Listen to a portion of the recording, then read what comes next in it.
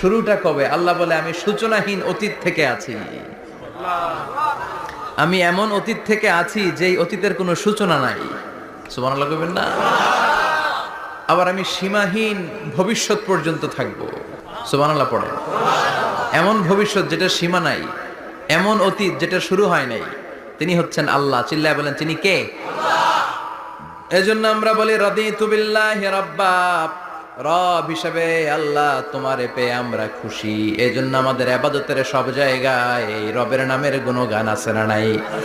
আমরা যখন রুকুতে যাই আমরা পড়ি সুবহানা রাব্বিয়াল, আবার যখন আমরা সিজদায় যাই আমরা পড়ি সুবহানা রাব্বিয়াল আ'লা।